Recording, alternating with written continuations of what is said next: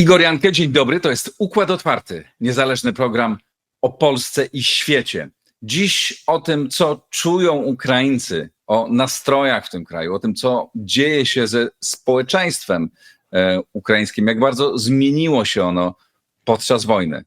Za chwilę połączę się z moim gościem w Kijowie, bardzo specjalnym gościem, ale najpierw bardzo podziękuję wszystkim patronom, którzy wspierają Układ Otwarty. Bardzo Państwu dziękuję. Kto chciałby z Państwa dołączyć do tego grona, serdecznie zapraszam na mój profil w serwisie patronite.pl. A teraz łączę się z Kijowem. A oto mecenasi Układu Otwartego. Hallow, katolicka aplikacja dbająca o Twój rozwój duchowy. Medytacje, modlitwy, muzyka, audiobooki i treści do snu. Pobierz z linku w opisie. Casa Playa, lider na rynku nowych nieruchomości w Hiszpanii. Casa Playa to agencja nieruchomości, która wspiera Cię na każdym etapie zakupu. Kliknij link w opisie i pobierz darmowy PDF z przewodnikiem zakupu krok po kroku. Oanda TMS Brokers, dom maklerski oferujący możliwość inwestycji w instrumenty z całego świata, a także analizy, które pomogą Ci zrozumieć, co dzieje się na rynkach. Kliknij link w opisie. Rosnące koszty IT hamują rozwój Twojej firmy? Z AMSO możesz obniżyć wydatki nawet o 70%, wybierając polizingowy sprzęt IT sprawdzony, wydajny i gotowy do pracy. Sprawdź na www.amso.pl.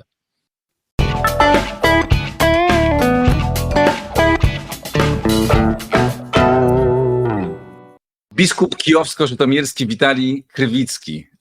Bardzo dziękuję księdzu biskupowi za to, że znalazł czas i serdecznie witam w Układzie Otwartym. Dziękuję i też witam i cieszę się, że mogę się podzielić tym słowem dzisiaj. Ja bardzo, bardzo dziękuję. Ksiądz ma polskie pochodzenie, mówi znakomicie po polsku. Zacznijmy od tego, co jest dzisiaj w Ukrainie, co dzisiaj mówią ludzie wierni, ale też ludzie, z którym ksiądz biskup się spotyka, o tej całej sytuacji związanej z dążeniem do pokoju. Jak działania Stanów Zjednoczonych, nie mówię nie chcę pytać o politykę, aczkolwiek jeśli ksiądz biskup ma ochotę, bardzo proszę, ale przede wszystkim o tym, jak odbierają to Ukraińcy.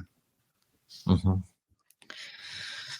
No nie ma co ukrywać, że Ukraina, cały naród jest dzisiaj zmęczony. Nie tylko mówię o Ukrainie, zmęczony jest cały świat tą naszą wojną. Jedynie, że ktoś gdzieś, czy za oceanem, czy za inną granicą, może się ukryć, no przynajmniej tak uważa, ale my mamy trochę taką sytuację bezalternatywną, dlatego wojna się dalej toczy i ludzie, nie zważając na to zmęczenie, robią wszystko od siebie możliwe. Tak, oczywiście ostatnie takie turbulencje w świecie takim politycznym, te zmiany, które też nastąpiły, oczywiście nie mogły się jakoś odzwierciedlić na całym narodzie i też nie mam co ukrywać, mamy ludzi, którzy mówią, to już koniec, to już nie będziemy mieli wyjścia, to już sami nie damy rady. Nie zważając na to, jest inna część ludzi, którzy mówią jakby tak nie, bo nie ma drogi gdzie indziej. Mamy iść po prostu do przodu i jeden drugiego wspiera, mówi, że nie takie rzeczy się działy jeszcze w świecie. No i też jako ludzie wierzący też patrzymy na to w nieco szerszej takiej perspektywie, nie tylko na to, co nam podają wiadomości, ale to, co możemy też zobaczyć, na przykład jak 3 lata temu też byliśmy skazani, przynajmniej tak niektórzy uważali, no ale Pan Bóg daje, że dzisiaj jeszcze trwamy i idziemy do przodu.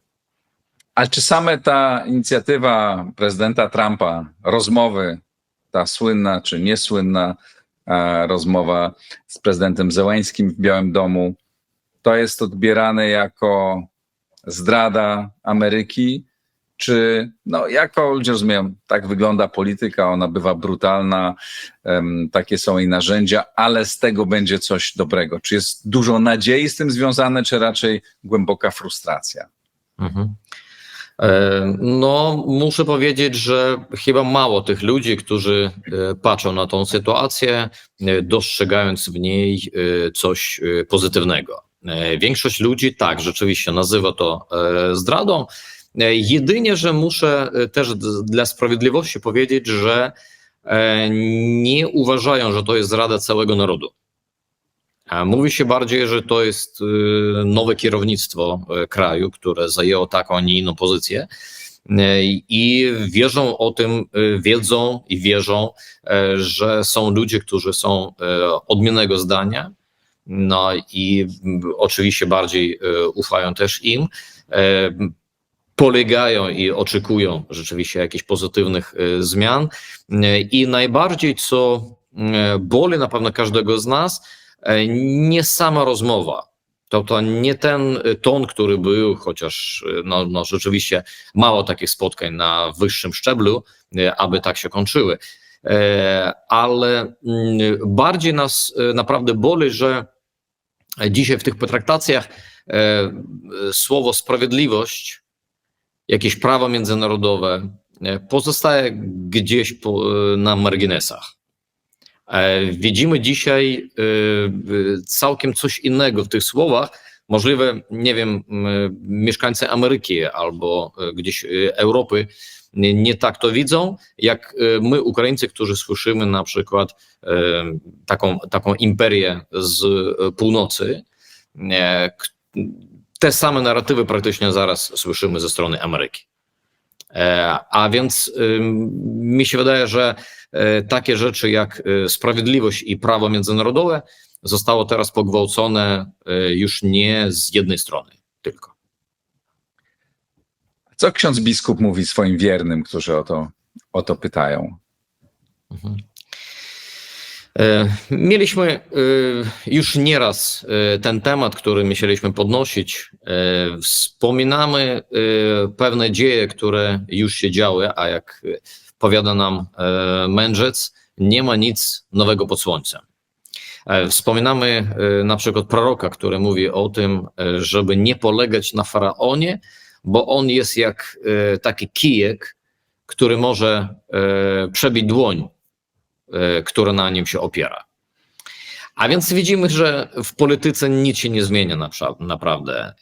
I kiedy zwracamy się do ludzi, mówimy, że naprawdę muszą szukać dzisiaj takiego podtrzymania, wsparcia, fundamentów i na pewno one przede wszystkim będą w Bogu. Tutaj mówię jak osoba wierząca, zwracam się do osób wierzących i tutaj w tym momencie rozumiemy jeden drugiego. Wiemy o tym, że niektóre rzeczy się zmieniają z dnia na dzień. Nazywamy to takim czarnym łabędziem, który może przelecieć w bądź jaką chwilę i może się coś stać, czego nawet byśmy się nie spodziewali. W tym wypadku jesteśmy naprawdę otwarci przed Bogiem, jesteśmy otwarci jeden na drugiego, no i też mówimy teraz jeden drugiemu o tym, że no jeżeli my jeden drugiemu nie będziemy podtrzymywali, no to kto jeszcze? A więc to jest czas wielkiego wypróbowania i mamy być tego świadomi. Wielkiego wypróbowania jak dla nas, dla Ukraińców, tak również i dla innych ludzi, którzy są obok. To jest ta Polska, która jest bliziutko przez granicę, to są kraje bałtyckie, a więc każdy, kto rozumie, że taka siła, która się teraz jakby łączy, można powiedzieć, w tych rządach rosyjskim i amerykańskim, no nie zatrzyma się gdzieś tylko na sprawie Ukrainy. No i zamknięcie oka na Ukrainę będzie, można powiedzieć, jak taka wersja, czy powiedzmy domino, która obowiązkowo gdzieś dotknie i kogoś jeszcze. A więc nie pozostaje nam nic, jak wracać do pewnych nie symboli, tylko do pewnych fundamentów i mówić, to już było, nic nowego pod słońcem, a więc ufajmy Bogu i róbmy, co od nas zależy. Ja wierzę w to, że Ameryka wróci do wspierania, że to jest tylko taki element nacisku, ale nie chcę tu z księdzem biskupem prowadzić dyskusji politycznej, ale mówić o tym, co możemy też my zrobić, tak? I jak ksiądz, biskup i państwo wiedzą, w tym programie wiele razy apelowaliśmy, zbieraliśmy sprzęty, ja sam też dowoziłem sprzęty tam na linię frontu i mimo tego, że nastroje są już inne, nie ma takiego entuzjazmu, to uważamy, że właśnie w tej sytuacji tym bardziej to wsparcie jest bardzo potrzebne i każda drobna cegiełka darowana przez ludzi gdzieś przynosi swój efekt, ponieważ jedna cegiełka wiele nie zmieni, ale 1000, 1 000 000 cegiełek, a takich z Polski, że tak powiem, doleciało na Ukrainę, czy to zostało dowiezionych masę, zmienia. I tak zmieniają rzeczywistość samochody, które wspierają armię, które wspierają żołnierzy, które wspierają ratowników i każda taka pomoc jest ważna. I jeśli ksiądz biskup pozwoli, to ja zaapeluję, ponieważ robimy kolejną zbiórkę od kilku dni, zbieramy na samochód dla brygady Hartia, która walczy pod Charkowem. Mam krótki film, który nagrali żołnierze tej brygady, który chciałem Państwu puścić. Być może już niektórzy widzieli, bo pokazywałem go kilka dni temu. On trwa bardzo, bardzo krótko. Ми, бійці бригади оперативного призначення «Хартія», протидіємо російській агресії на Харківському напрямку. Для більш ефективного виконання бойових задач потребуємо допомоги на збір автівки. Просимо долучитися вас до нашої мети, наші друзі з Польщі, слухачі Ігоря Янки. Долучайтесь до збору. Слава Україні! Героям слава! Jeśli Państwo możecie, to zachęcam serdecznie. Potrzebujemy 30 000, mamy już 8 000, więc już wiele osób się zdecydowało w ciągu kilku dni. Link do zbiórki jest pod nagraniem. Serdecznie Państwa do tego namawiam. Dziękuję za tą zbiórkę. Oczywiście jako Kościół bardziej koncentrujemy się na rzeczach takich humanitarnych, jeżeli chodzi o naszych wewnętrznie przemieszczonych osób, przesiedleńców, jeżeli chodzi o ludzi, których w taki czy inny sposób dotknęła wojna, sieroty, wdowy, matki właśnie naszych obrońców, którzy zginęli. A więc mamy na tym polu naprawdę bardzo, bardzo dużo roboty, ale serdecznie dziękujemy wszystkim, którzy pomagają, aby te rakiety nie leciały na nasze miasta, aby ludzie niewinni naprawdę nie ginęli w tej wojnie. A więc jeszcze raz serdeczny Bóg zapłać. Ale Bóg zapłać, trzeba powiedzieć wtedy, jak to się stanie, więc proszę Państwa, żeby te słowa nie były puste, to kliknijcie i zróbcie co należy, żeby to Bóg zapłać miało, było za coś, tak jest.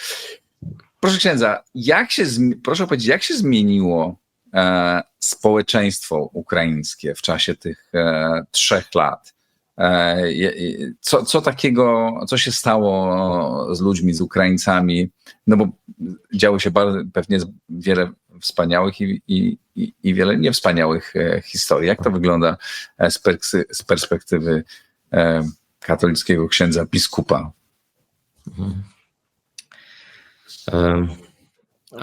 My jako Kościół wiadomo, że jesteśmy w takiej samej strefie jak na przykład szpital albo pogotowie, które często ratuje tych ludzi, którzy nie mogą dać rady samym sobie. A więc w czasie wojny naprawdę tej naszej pracy, teraz mówię o pracy duszpasterskiej, naprawdę mamy sporo. Ludzie bardzo często nie dają naprawdę sobie rady. Ale tak generalnie muszę powiedzieć, że za te 3 lata wojny na pełną skalę, chcę podkreślić, bo wojna się rozpoczęła 11 lat temu, z tym, że w tym poprzednim etapie Ukraińcy jakoś dawali sobie rady nieco lżej żyć i byli tacy, którzy w ogóle wojny tej nie zauważali. Ale teraz w tych ostatnich 3 latach oczywiście zaczęliśmy od wielkiego takiego niepokoju, od zdezorientowania, od nawet ucieczki niektórych właśnie z kraju, aby uchronić swoje dzieci, aby uchronić swoje własne życie i tutaj trudno bądź kogo w tym krytykować, tak, czy posądzić. Ale na dzień dzisiejszy, po tych 3 latach, muszę powiedzieć, że ludzie naprawdę przyzwyczaili się też do tej wojny. Możliwe to jest tak głośno powiedziane, ale do niektórych takich wezwań, które mamy na co dzień, jesteśmy przyzwyczajeni jesteśmy dla wykonania pewnych czynności podczas alarmu. Jeżeli ktoś nawet nie schodzi do metra albo do jakiegoś innego schronu, bo naprawdę to jest trudno jest dzisiaj pilnować każdego takiego razu, no to szuka przynajmniej tych 2 ścian, szuka jakiegoś bardziej bezpiecznego miejsca w swoim mieszkaniu. Każdy też dba o swoich bliskich. Chociaż muszę powiedzieć, są ludzie też, którzy nadal schodzą do metra, do schronów, tam przybywają i często tak się zdarza, że właśnie to ratuje ich życie, jak na przykład dzisiejszej nocy w Krzywym Rogu. Jednocześnie ludzie przyzwyczaili się do niektórych rzeczy, jak na przykład wyłączanie światła.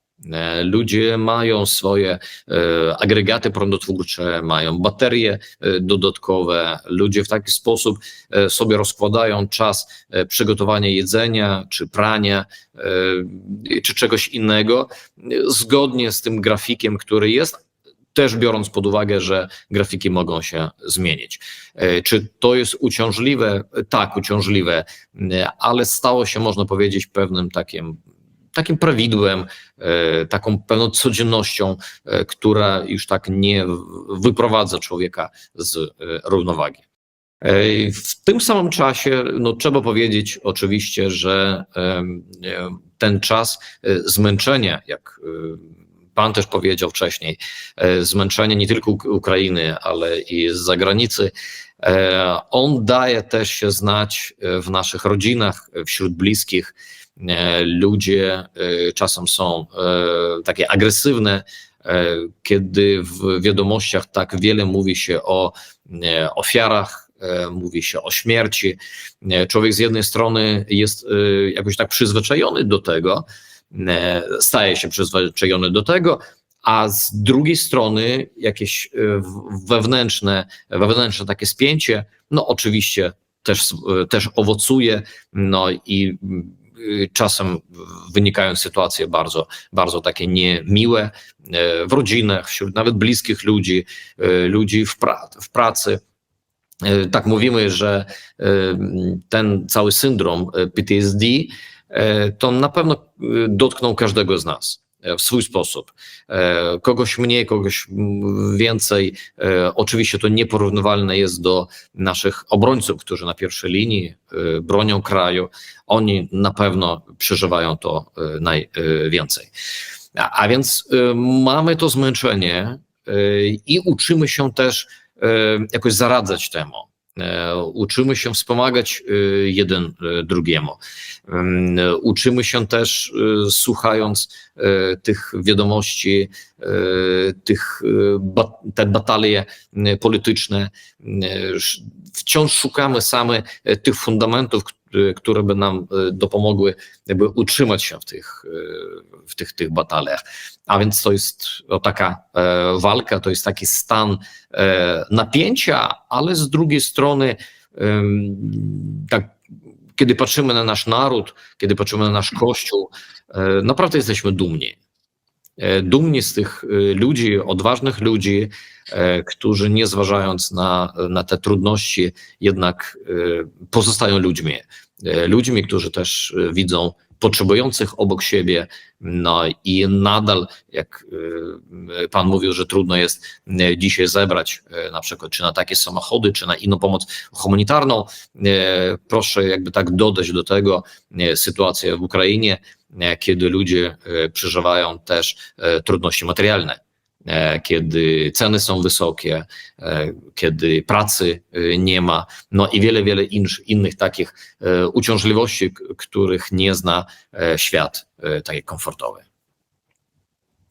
Ja obserwując Ukraińców w czasie tej wojny, zwłaszcza w pierwszych latach, no byłem oszołomiony tym, jakich ludzi ja spotykałem jeżdżąc po Ukrainie, jak widziałem ten cały naród, znaczy to całe społeczeństwo, które nagle stało się jednym narodem, którym właściwie wszyscy byli na wojnie, tak? Bo tą wojnę prowadzą przecież nie tylko żołnierze, ale też no, ci wszyscy, którzy im pomagają i tych ludzi widziałem wszędzie praktycznie. Spotkałem masę wolontariuszy albo ludzi, którzy po prostu w jakiś drobny lub większy sposób ciągle pomagali. I to było dla mnie to było coś niezwykłego, czego często ludzie, którzy są dalej, po prostu tego nie widzą, tak? No bo tego nie ma my tu w Polsce do czynienia.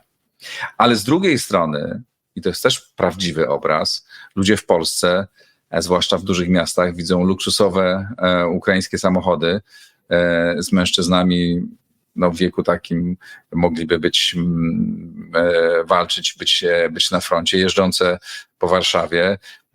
No taka w Polsce, jak pewnie ksiądz wie, też się zmienia atmosfera, no bo ta wojna, już się też ludzie przyzwyczają do tego, ale na co dzień widzą w centrach handlowych te luksusowe ukraińskie samochody, których tak naprawdę to jest mały promień, ale mały promil, czy mały procent, ale bardzo widoczny. To też są Ukraińcy. Tak, i to też jest prawda o Ukrainie.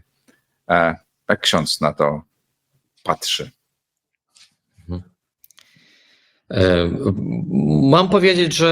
Muszę powiedzieć, że nie tylko Polaków czasem drażnią Ukraińcy, którzy są za granicą w luksusowych samochodach, mężczyźni, jak pan powiedział, którzy by mogli dzisiaj bronić naszego kraju. To samo zapytanie kiedyś zadawałem między innymi w Polsce, zadawałem jednemu biskupowi i spytałem się po prostu wprost, jak uważa, jakby podobna sytuacja, nie daj Pani Boże, ja podkreślam, stała się na przykład w ich kraju, w Polsce, jakby zareagowali wszyscy 100% mężczyzn w Polsce. I powiedział mi, że nie można mówić o 100%. I powiedział mi osobiście, ja oczywiście nie mówię, który to biskup, ale powiedział mi osobiście, ja uważam, że naszych by jeszcze więcej wyskoczyło za granicę w pierwszym dniu. Ja ani podtrzymuję, ani tam krytykuję tego osądzenia, ale tutaj też bym prosił nie generalizować. Jakbyśmy generalizowali i w jednym szpitalu są różne wydziały, ale jakbyśmy w jednym szpitalu wszystkich ludzi leczyli jednym antybiotykiem, no coś mogliby o nas powiedzieć. Proszę zauważyć, że Ukraina naprawdę jest różnorodna. Ukraina ma różne strefy, ma różne regiony, ma różny poziom też takiej tożsamości narodowej, różny poziom religijności. My to widzimy w naszym Kościele katolickim między innymi. Wiele innych rzeczy możemy powiedzieć, że Ukraina się różni. Nawet sama w sobie Ukraina jest wielkim krajem.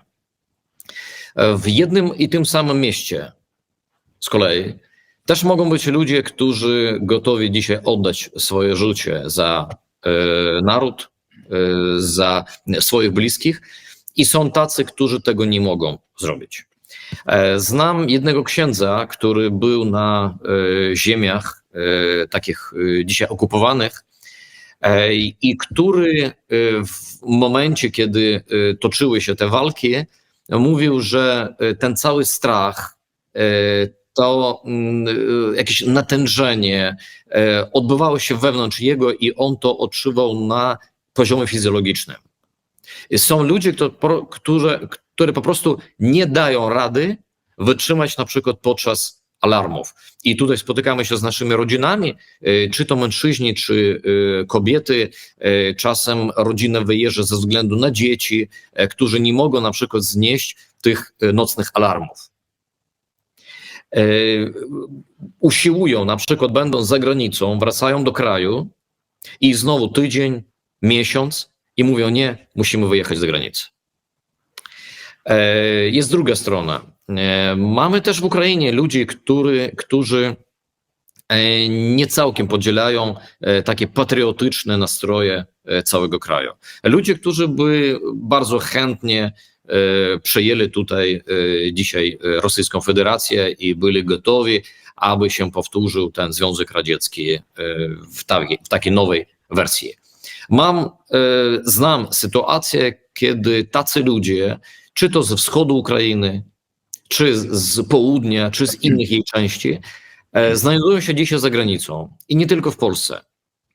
Ludzie, którzy uciekli od tej wojny, ale ja stawiam zapytanie, czy lepiej by było, aby oni byli w kraju i tak negatywnie nastawieni też do Ukrainy, prorosyjsko nastawieni, czy oni by naprawdę pomogli w naszym wojsku?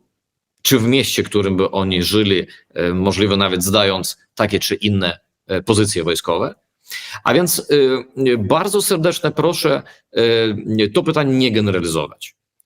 Jeżeli mówimy o ludziach bogatych, którzy wyjechali za granicę, jak na początku wojny, tak i teraz powtarzam, oni nie wyjechali z kraju z głodu, żeby inne państwo na przykład ich wspomogło. Wyjechali ludzie, którzy naprawdę nie pretendowali na bądź jaką pomoc w krajach, które przyjęli ich, mieli bowiem możliwość kupienia sobie mieszkania, przywieźli swój samochód na ukraińskich numerach i w pierwsze, pamiętam, miesiące wojny nawet nic nie mogli z nim zrobić. Tam za granicą, czasem nawet nie mając jakichś podstawowych dokumentów, czy na ten samochód, czy jakichś innych, bo pozostały gdzieś w mieszkaniu, które się spaliło. I praktycznie z czasem ten drogi samochód to było jedyne, co u nich pozostało. Nie, najważniejsze, co mówi się, co weszło do tego samochodu. A więc ci, którzy weszli i co zdążyli ze sobą zabrać. A więc sytuacje są różne. Czy są też źli Ukraińcy? Bądźmy realistami. Tak. Mówiliśmy przedtem o tych Ukraińcach bohaterach.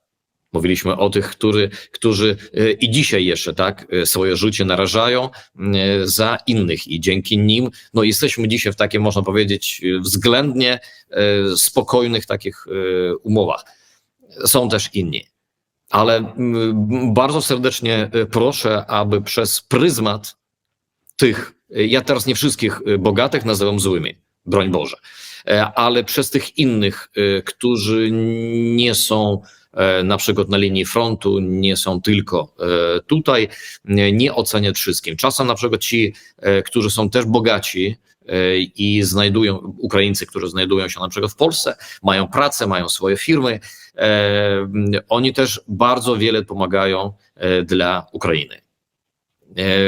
A więc i takie sytuacje też są. Dlatego podsumowując właśnie to pytanie, jeszcze raz bardzo serdecznie prosiłbym nie generalizować, a przy okazji, jeżeli się spotka na przykład takiego człowieka, który na podpitkę siada za kierownicę gdzieś w Polsce, bo słyszałem, że takich wypadków jest wiele, który zrobi coś innego złego, przedstawiając właśnie nasz naród, wtedy śmiało powiedzieć, że jesteś właśnie tym kawałkiem pieprzu, który nie wchodzi nam razem z zupą i możliwe komuś nawet psuje od razu cały smak. Tak, myślę, że z tymi ocenami absolutnie nie można generalizować. Z opisem rzeczywistości trzeba jakby rozumieć te proporcje i ja podniosę się do tego, o czym ksiądz biskup powiedział, a co by było, gdyby to się stało w Polsce? Ja spotykam bardzo wielu ludzi w Polsce. Muszę zauważyć, właśnie odpowiedź na to taka jasna była od Polaka, od hierarchii Kościoła właśnie w Polsce. Ja mogę powiedzieć to samo, ja sam bardzo dużo rozmawiam, wszyscy rozmawiamy w Polsce o tym, teraz mniej, bo się przyzwyczailiśmy i to jest też naturalne i o to nie mam też pretensji, że ta pomoc jest mniejsza, to też jest naturalne. Ale spotkałem się z wieloma takimi osobami, czy słyszałem bardzo często osoby, zwłaszcza zamożne, jak jest, to nie jest w ogóle ocena, że fantastycznie, że ludzie zarabiają pieniądze, są zamożni i bardzo wielu wspiera. Znam wielu przedsiębiorców, którzy wspierali Ukrainę, którzy wspierają, jestem pewien, że wspieraliby w różny sposób, gdyby Polskę, gdyby była zaatakowana, ale spotykam też bardzo wiele osób, często słyszę, że to już są legendy na temat mieszkań w Hiszpanii, tak? Też nic złego w tym, że ludzie sobie kupują mieszkania w Hiszpanii i że chcą wysyłać tam, nie wiem, swoje dzieci czy żony, gdyby coś się działo. Ale często mówią, tak, ja też wyjadę. Więc to też musimy o tym oczywiście pamiętać. Ale mam trudne pytanie. Nie wiem, czy ksiądz biskup może na takie pytanie odpowiedzieć. No, Czy kiedy...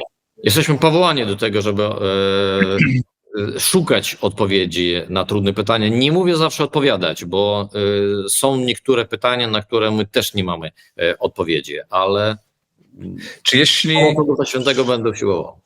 Czy jeśli mówi ktoś o tym, że przychodzi do księdza, tak, jako księdza, biskupa, i mówi, że ktoś z jego bliskich albo on sam ucieka przed frontem, przed zaangażowaniem w wojsko, to z punktu widzenia katolickiego, chrześcijańskiego to jest grzech?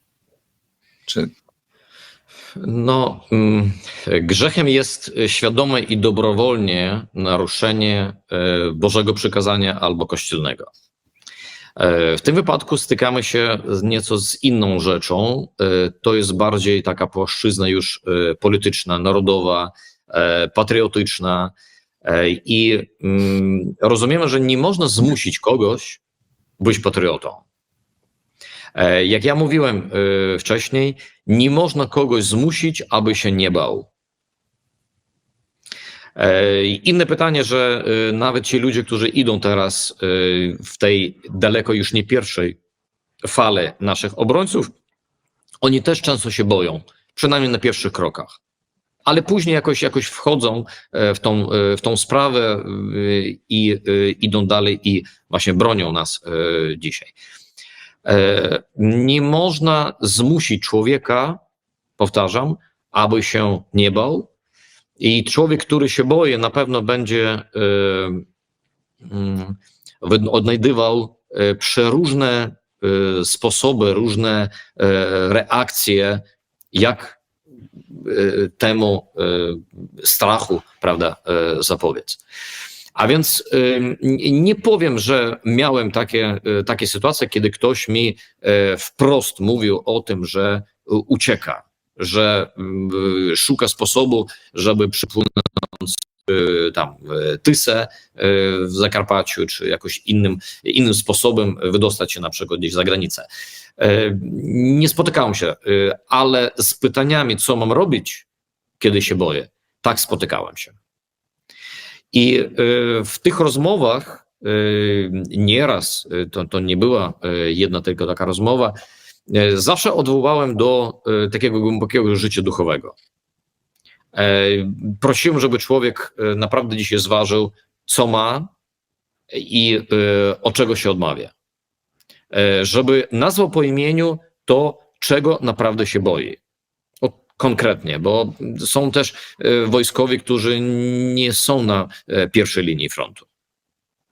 I tacy też są. A więc, żeby nazwał te rzeczy sobie po imieniu, sam spróbował też jakby na to zareagować, no i spytać się, ale tak w świetle Pisma Świętego, w świetle takiego życia duchowego, odpowiedzieć, czy na przykład te strachy, one są obiektywne. Tak, oczywiście mamy wiele dzisiaj rannych, mamy tyle ofiar w dniu dzisiejszym, to prawda. I to naprawdę odstrasza wiele ludzi, bo ktoś nie chce trafić w taką sytuację. Być skazanym, być do końca życia człowiekiem z problemem, z inwalidnością, być człowiekiem, który będzie ciężarem dla innych, a możliwe ktoś się i boi też śmierci. To też zależy od poziomu na przykład też życia duchowego. na ile człowiek jest też wierzącym.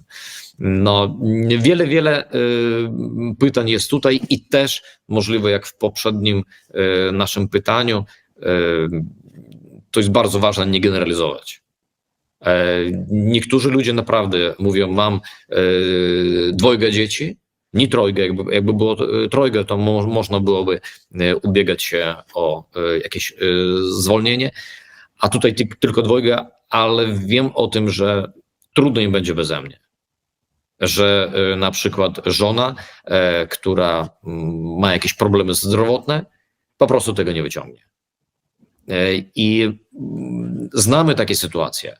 I dlatego zawsze zapraszam, żeby człowiek naprawdę postawił przed sobą to zapytanie, co w tym wypadku stawi się na stół. Od czego ma się na przykład odmówić, przynajmniej na ten najbliższy czas. Co może się stać, jakby jego naprawdę nie stało. Czy dadzą radę, na przykład jego rodzina, dalej to pociągnąć. I to jest trudny temat, taki jak, przepraszam, przy okazji się podzielę, kiedy przyszła do mnie jedna osoba i dzieliła się tym, że nie może przystępować do sakramentów świętych. Ja mówię, jak nie może przystępować? Bo ja nie mogę przebaczyć Rosjanom. Ja po prostu mam tą nienawiść, którą nie mogę przystąpić. Znam tą osoba starsza, osoba, która prowadzi bardzo głębokie życie duchowe, regularne rekolekcje ignacjańskie, ma kierownika duchowego, a więc naprawdę na wysokim poziomie.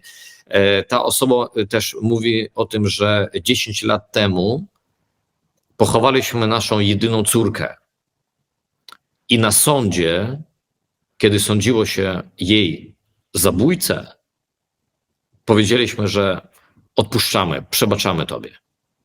Wtedy mogliśmy, a teraz nie.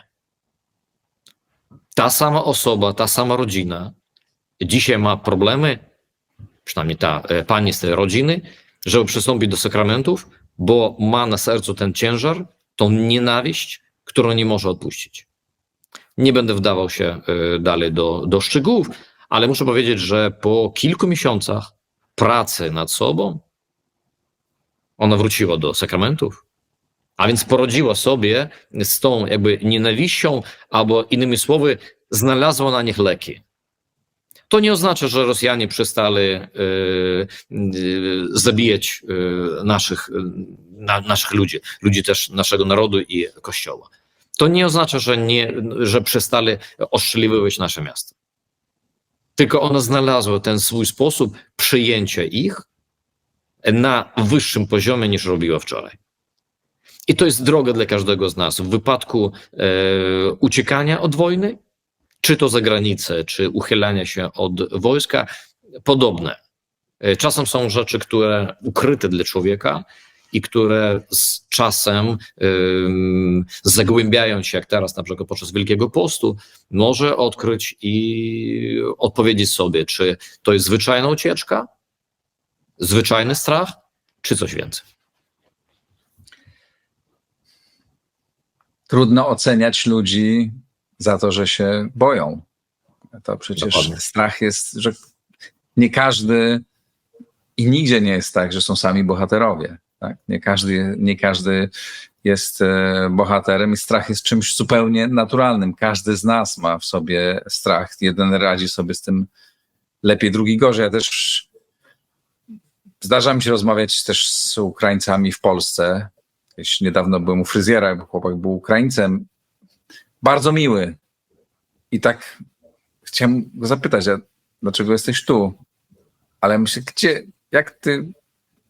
jak ja mógłbym go zapytać o to? Tak jak ja mam tytuł do tego, żeby zapytać, dlaczego ja nie jestem tam, tak, skoro taki chojrak ze mnie, dlaczego sam nie pojechałem na front? Nie, trudno oceniać, nie? I trudno też oceniać nienawiść, to, że ta nienawiść jest przecież zrozumiała. Musimy też przyznać, że nie ma człowieka, który by się nie bał. Każdy człowiek się boi. Jedynie, że co niektórzy mają leki na ten strach. Mają pewną odpowiedź na ten strach. mają antybiotyk, powiedzmy w cudzysłowie, na ten strach. Jeżeli ktoś jego jeszcze nie odnalazł, tutaj możemy powiedzieć, czy dołożył do tego wysiłek, czy nie dołożył. Pamiętam, jak odbywały się te pierwsze dni wojny, pierwsze tygodnie wojny. Obserwowałem tu przez okno, jak pali się Kijów w różnych miejscach. Czy nie miałem strachu? No skłamię, że powiem, że nie miałem strachu. Ale wtedy też właśnie w tym czasie przemawiały do mnie słowa Pisma, które mówi: w strachu nie ma Boga. A więc jego tam trzeba zaprosić. I to jest właśnie to działanie, kiedy człowiek otwiera w nowy sposób też swoje relacje z Bogiem. Czy ja Cię, Boże, zaprosiłem wszędzie? A więc to jest okazja ku temu. No i jeżeli ktoś tego jeszcze nie dał rady zrobić, albo na przykład na następny raz zrobił to gorzej, nie zrobił to pierwszy raz, no to jest pytanie rzeczywiście każdego oddzielnie. Jak mówiliśmy, nie generalizować, ale dać każdemu przejść właśnie tą drogę, prawda, wielkiego wypróbowania. Zadam jeszcze inne trudne pytanie. No dobrze, tak nie oceniajmy. No a dlaczego, to jest pytanie prowokacyjne, nie? Jakby zadaję tak celowo w ten sposób. Dlaczego Ukraińcy oczekują, że wszyscy na całym świecie muszą przez cały czas im pomagać? Dlaczego uważają, że to jest zdrada Ameryki, która przecież tak bardzo pomagała i pomagała za tego obecnego prezydenta, kiedy na początku i pomagała w ostatnich latach i dalej przecież wspomaga, nie? I pewnie wróci do tego. No, uprawia brutalną politykę. Ukraińska polityka też jest bardzo daleka od czystości, mówiąc bardzo, bardzo delikatnie. Nie? Tu też musimy być chyba w tych ocenach wstrzemięźliwi i starać się zrozumieć ten mechanizm. Ja rozmawiałem niedawno z Amerykanami, którzy rozumieją mniej lub bardziej Ukrainę, ale też rozumieją Trumpa i mówią, wiesz, mamy gigantyczne problemy finansowe dzisiaj. Nie? Mamy ileś tam rzeczy, z którymi mamy problem i które musimy naprawić. Ta wojna się toczy, my wydajemy te pieniądze, w zasadzie nic z tego nie ma żadnego efektu. Ta wojna stoi w miejscu, ludzie giną i on chce to jakoś zakończyć. I tłumaczą to racjonalnie, nie? I to jest okej, że chce zakończyć. No, używa różnych narzędzi, nie? Więc trudno oceniać takie, jeszcze możemy oceniać na poziomie analitycznym, czy to jest słuszne, czy niesłuszne, tak? A na poziomie takim moralnym też, no, Amerykanie też mają wiele swoich problemów, które muszą rozwiązać. Ja często tam jestem, mają biednych ludzi na ulicach, śpiących na ulicach, bezdomnych, narkomanów, bardzo wiele problemów społecznych i mówią, no, my najpierw musimy to uporządkować, nie? A potem zajmować się światem. Ja też nie jestem entuzjastą tego, co się dzisiaj dzieje, ale też trzeba ich zrozumieć. Nie? Mhm. Tak. To jest trudne pytanie, oczywiście. To już wątek bardziej taki polityczny, ale wszyscy jesteśmy teraz jakby tak częścią tej wielkiej polityki i Kościół możliwe nie ma prawa wtrącać się w politykę, jeżeli chodzi o rządzenie pytaniami podatków, nie wiem, takich rzeczy, takich szczegółów w państwie, ale zawsze wspólnoty religijne, jak między innymi w Ukrainie mamy taką Ukraińską Radę Kościołów i Organizacji Religijnych, praktycznie taką jedyną w świecie, która by pracowała na takim poziomie, która często wskazuje na pewne czerwone linie, które nie można przystąpić. I tutaj ja bym się trzymał bardziej tego klucza.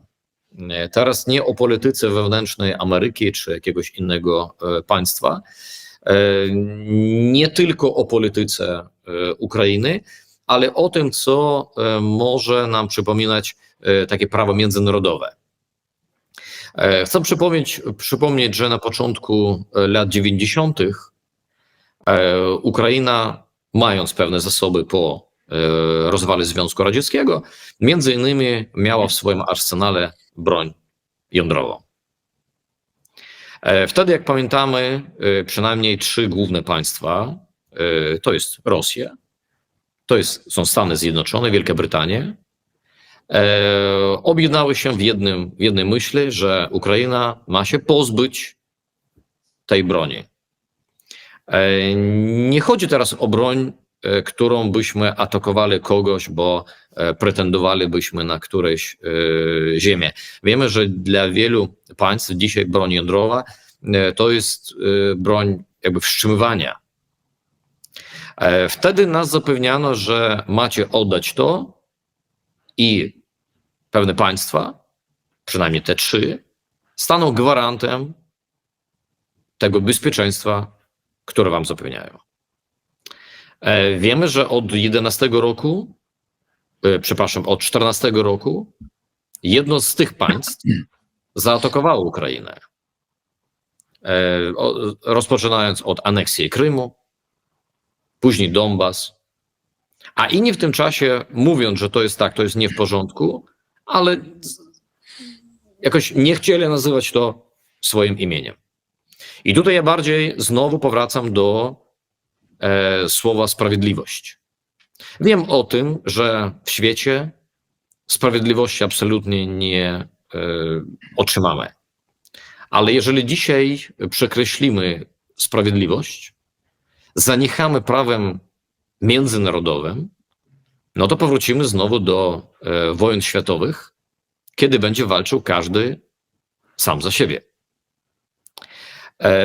Ukraina w tym wypadku miała prawo na to, żeby te państwa, te rządy, które zmusiły Ukrainę podpisać ten pakt, oddać tą broń, muszą dzisiaj w jakiś sposób pomóc Ukrainie.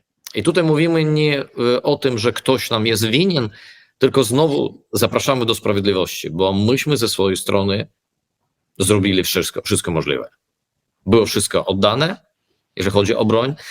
Teraz prosimy obronić, bo rozumiemy, że nasz sąsiad północny zaniechał po prostu, jak zawsze zaniechał wszystkim dokumentom, które też podpisuje. Też w czasie tej samej wojny, od już tych 3 lat, nie mówię tylko o broni tak naprawdę. Tylko jeżeli w którymś momencie mówi się, że mają zaprostować sankcje, a one wyglądają tylko jak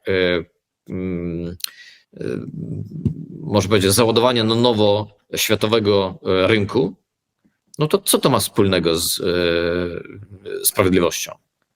Jeżeli ktoś zamyka tutaj drzwi i rąbie dodatkowe obok, no to o czym rozmawiamy?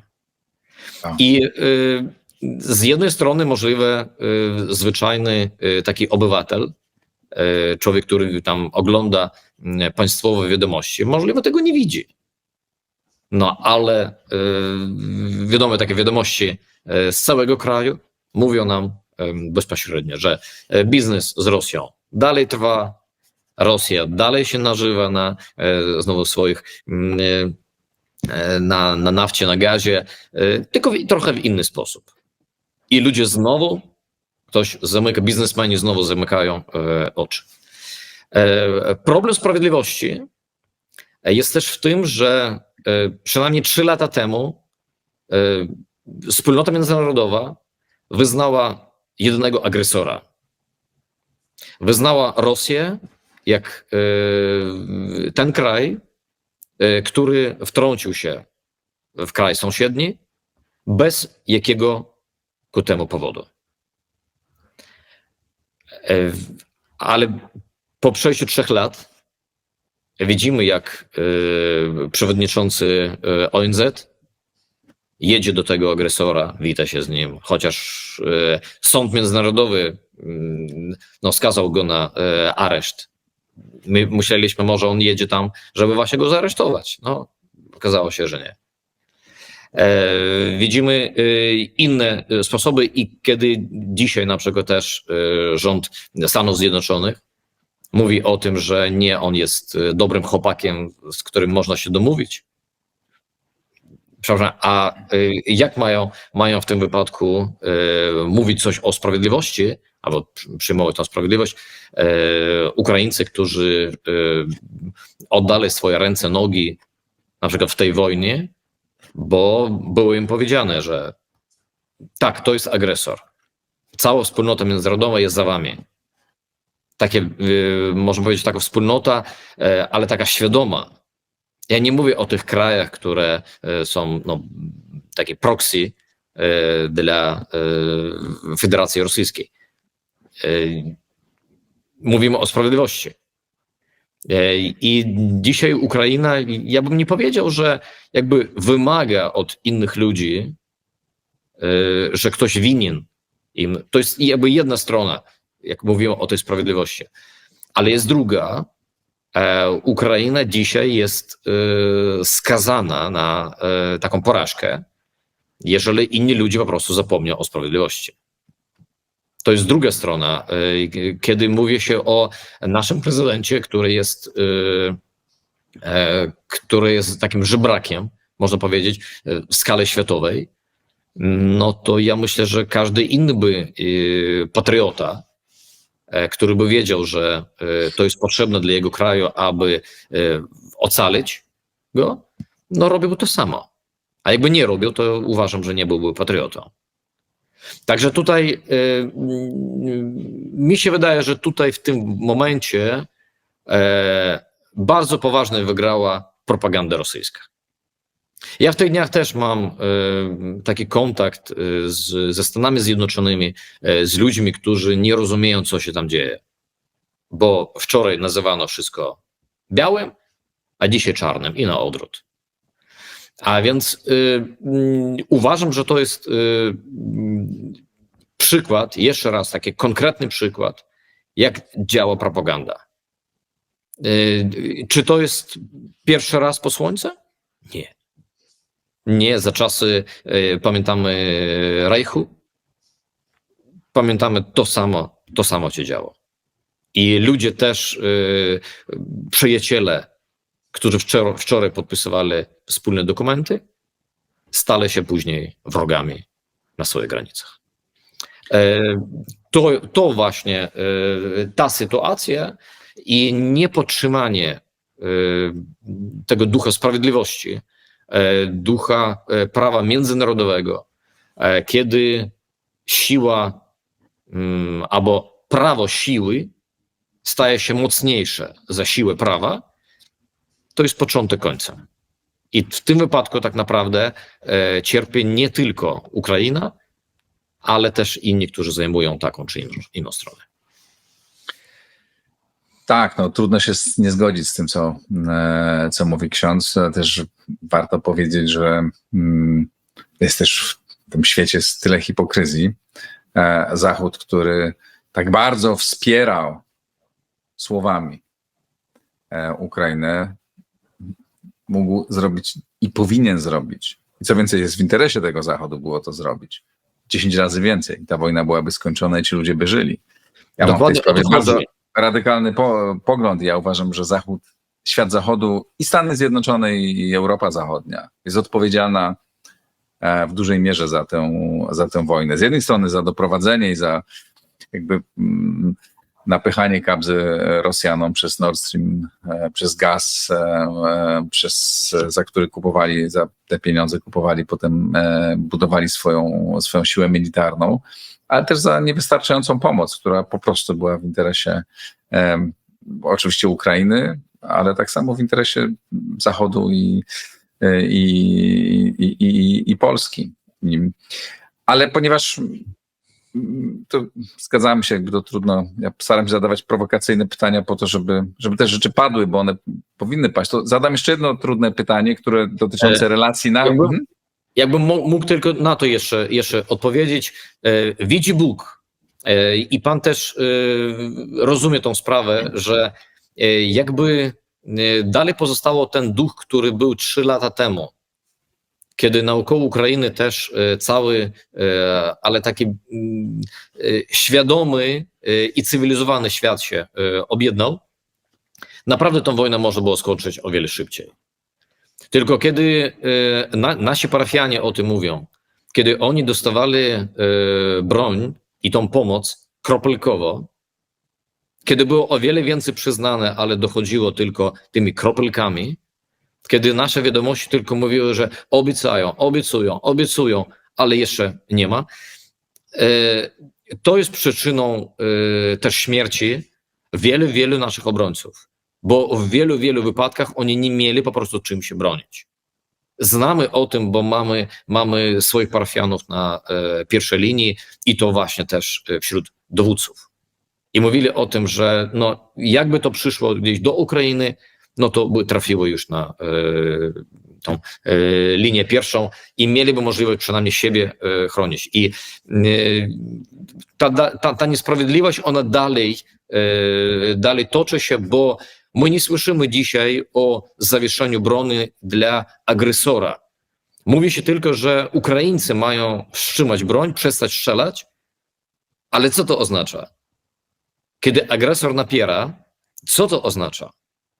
I takie wrażenie, że może inaczej, takie wrażenie, że te hasła piszą w Moskwie, transmitują w takich czy innych rządach, teraz mówię tak między innymi i w Stanach Zjednoczonych, a transmitują później zwyczajnie obywatele, no bo tak, rzeczywiście, trzeba tylko wstrzymać broń. Chcę powiedzieć, że to też było hasło pana Zelenskiego. I on też mówił, że trzeba po prostu przestać strzelać na tej linii frontu, przestać walczyć i będzie po wojnie. Dzisiaj ma jeździć po całym świecie i przekonywać w czymś innym. No. Jeszcze chciałem jedno trudne pytanie zadać. Cały czas zadaję trudne pytania, ale tylko takie są ciekawe. O nasze relacje polsko-ukraińskie i o sprawę historyczną. I o teraz w polskim życiu publicznym to nie jest dobre. Mnie się to bardzo nie podoba, że się tego używa, ale uważam, że ta sprawa jest trudna i jest realna. I skoro jest w emocjach ludzi, to znaczy, że jest i nie można jej omijać. Mówię o rzezi wołyńskiej, o zgodzie bądź niezgodzie na ekshumację i o sprawie bardzo skomplikowanej, czyli kulcie przywódców ukraińskiej armii powstańczej, Bandery i Szuchewicza. Na ile to jest, skąd, proszę wytłumaczyć, ponieważ myślę, że to też są dwie różne postacie, tak? Jak one są dzisiaj postrzegane, na ile to jest na Ukrainie, na ile to jest rzeczywiście powszechne, w niektórych rejonach Ukrainy i skąd się to bierze i co można i co powinno się z tym zrobić? To dla Polaków z powodów oczywistych jest bardzo, bardzo bolesne, no i to się też staje oczywiście problemem politycznym. To jest trudny temat, któremu na pewno mało poświęcić tylko jakieś kilka minut i na pewno bardziej obiektywnym on by był. Jakby na tym miejscu byli historycy, byli ludzie, można powiedzieć, z jednej i z drugiej strony, bo ja zawsze tak sobie mówię, że proszę mi pokazać państwa,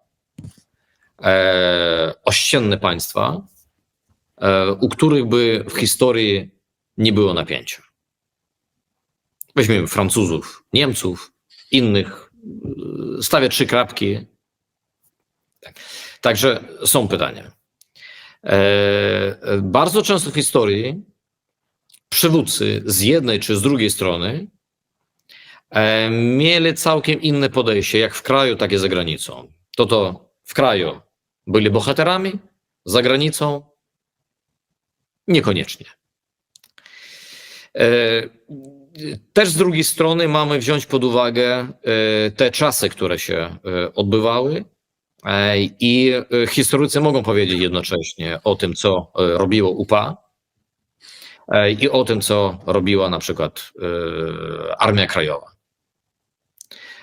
Ludzie wspominają o tych luszczanych akcjach. Jakbyśmy teraz usiłowali to jakoś zmierzać, liczyć, po prostu ile czego było więcej, no my byśmy chyba odeszli od sprawiedliwości, bo to byłoby trochę inna droga. I te sytuacje, o których właśnie pan wspomniał z historii sprzed 100 lat, one potrzebują i pewnego zrozumienia, jak z jednej i z drugiej strony, wyniesienia wniosków i następnych kroków tak, aby tamte śmierci, aby tamte złoczyny, te mordy, które były, aby one nie zaraziły nas dzisiaj tamtą wojną. Dla przykładu panu powiem, miałem taką jedną sytuację, kiedy spotkałem się z jedną starszą panią, i to było w Stanach Zjednoczonych.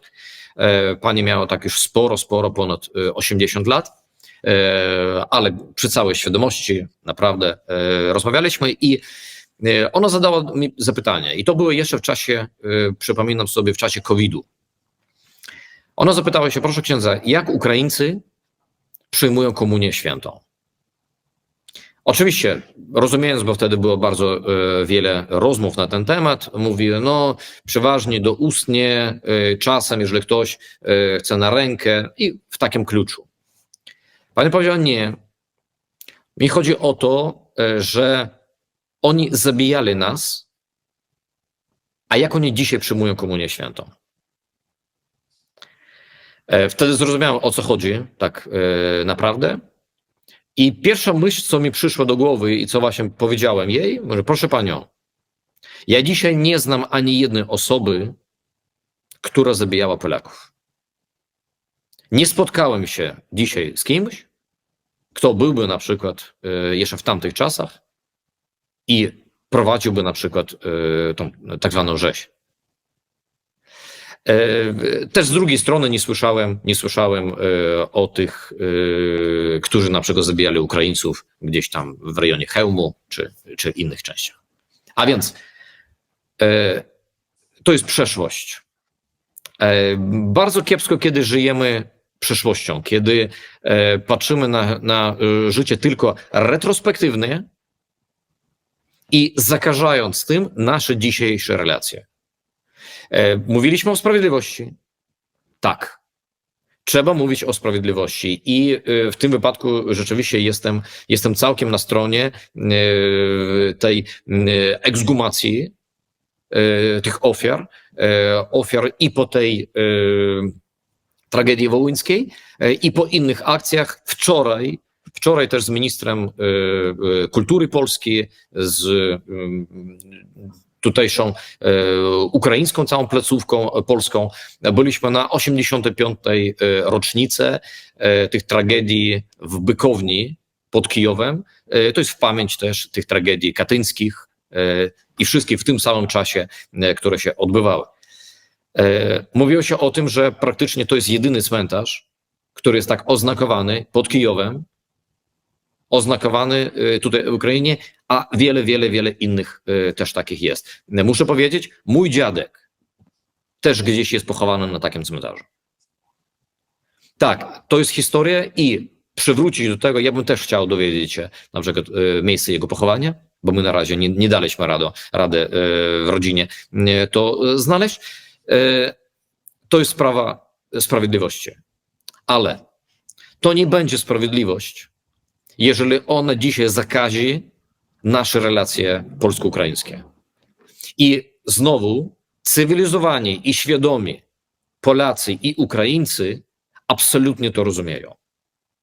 Że dzisiaj wyciąganie tych szkieletów, przepraszam, bo to jest tak bardzo bliskie tematu, ale tych starych, można powiedzieć, grzechów, ono dzisiaj psuje nasze relacje. I mi się wydaje, że to jest jak taki papier lakmusowy, który może pokazać tych ludzi, którzy dzisiaj świadomie czy nieświadomie korzystują z propagandy, która działa dzisiaj ze strony Federacji Rosyjskiej. Czytałem w swoim czasie też o UPA i o działaniach też AK, które też się stykały między sobą i często właśnie się powtarzało, że władza tam stalinowska była bardzo często takim autorem scenariuszu, który po prostu stykał tych ludzi łbem. To prawda, to w tym jest na pewno jakieś inspiracje, są rozmaite, ale te emocje ludzi są prawdziwe. One nie obudziły się teraz nagle. Tak. Są setki tysięcy polskich rodzin, które to po prostu mają w sobie, tak? Które pamiętają to, bo ich dziadkowie byli pomordowani w sposób okrutny. Ta pamięć nie była odpowiednio uczczona i mają taką potrzebę. I ta potrzeba jest prawdziwa. Ja się o tyle nie zgadzam tutaj, chyba pierwszy raz z ojcem, mówię, ja jestem osobą, która jest bardzo zaangażowana w te polsko-ukraińskie, teraz współczesne relacje. Uważam, że jest bardzo potrzebne i że nasza pomoc jest po prostu naszym obowiązkiem, bo co więcej, to jest w naszym interesie. To jest, żeby wspomagać Ukraińców walczących. I że w naszym interesie jest bardzo dobra współpraca. Tak? I uważam, że to jest niezwykle potrzebne. I że nasze państwa i nasze narody, społeczeństwa powinny ze sobą w przyszłości bardzo blisko współpracować, ale nie możemy nie mówić i nie wyjaśniać rzeczy, które są bolesne, trudne i które są w emocjach ludzi. Tak. Jakby tego nie można powiedzieć, że nie mówmy o tym, bo to szkodzi. Trzeba o tym. Nie. Broń Boże. Panie Igorze, właśnie mówiłem na samym początku, że temu nie możemy poświęcić 10 minut, bo tutaj by miały być ludzie, którzy by mogli nas poprawić i powiedzieć, że przepraszam, tam w historii trochę nie tak było, a więc miało być koło szersze ludzi i ja potwierdzam, że w tym wypadku my mamy taki klucz, bardzo często do niego wracamy, że dialog leczy rany. Ja tylko mówię o tym, i tutaj właśnie proszę, żeby pan się powiedział, czy się zgadza, czy nie. Ja jestem, jakby nagłaszam, tak, w jakim celu my wykorzystujemy te emocje. W niektórych momentach ktoś mówi, że nie, właśnie jeżeli są emocje, to trzeba poczekać. Żeby z zimną głową można było też mówić o takich trudnych rzeczach. Jeżeli mówimy o tym, że to były straszne rzeczy, to proszę pana, ja czytałem, będąc właśnie też 2 lata, pracowałem na Galicji, prawda, w obwodzie lwowskim. Ja czytałem wspomnienia tego, co się odbywało. Powiem tak, to jest nieludzkie. I tutaj jeszcze raz powtarzam, to jest nieludzkie. Nazwać to, że to było też jakimś aktem jakiejś tam sprawiedliwości, no nie. No nie miało iść w tą stronę. Tak? Pytanie, czy gdzieś narodziło się na pustym miejscu? No też nie.